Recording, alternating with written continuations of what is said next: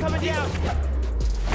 Hi, I'm Todd Martens with the Los Angeles Times. I'm here to talk about the PlayStation 5, Sony's next generation console that is out November 12th. Unlike Microsoft, which is releasing two consoles with slightly different specs, Sony is going all in on just one. There are two versions of it. There is a version of it that comes with a disk drive, which will allow you to play Blu-rays, and there is a version of it that is digital only. The version with the disk drive is $500. The version that is digital only is $400. Both are probably going to be pretty hard to find over the next couple weeks.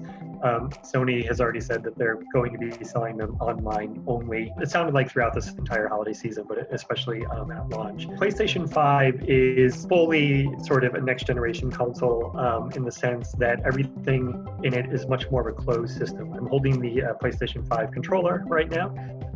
You won't be able to use your PlayStation 4 controllers on PlayStation 5 games. You can use your PlayStation 4 controllers when you play PlayStation 4 games on the PlayStation 5. PlayStation 5 also comes with a really pretty great game built in called Astro's Playroom. And that's sort of notable because, typically with next generation consoles, you're not really going to start seeing a lot of games that are taking advantage of the consoles for a few months, a year or two even sometimes. Astro's Playroom really is designed as a showcase specifically for the controller. This controller does some pretty nifty things.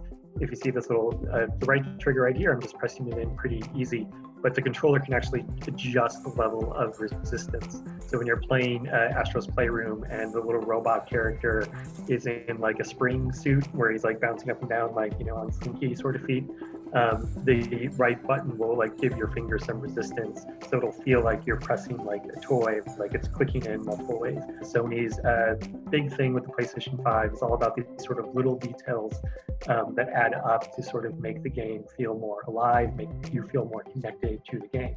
Obviously, there's a huge leap in sort of speed and graphical prowess. When it comes to the graphics, like the Xbox Series X, you're really going to need a 4K TV with an HDMI 2.1 to really get the full sort of benefit of that. Sony does have a lineup of games coming out in the next few weeks that are tailored to the PlayStation 5. The first one being, aside from Astro's Playroom, which comes with the console, Spider-Man Miles Morales, which is not really a sequel to the Spider-Man game that Insomniac put out for the PlayStation 4. It goes in a slightly different direction, focusing on the Miles character, and it feels heavily inspired by the animated film that was so beloved.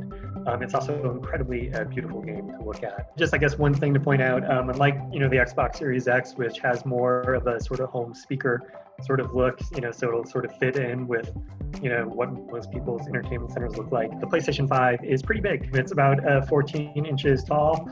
It's got these white sort of curved sides.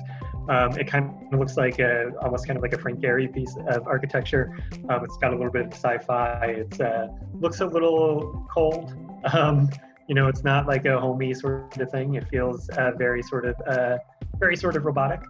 So we'll see how that holds up over time. But it's definitely trying to make a statement, trying to draw attention in your family room.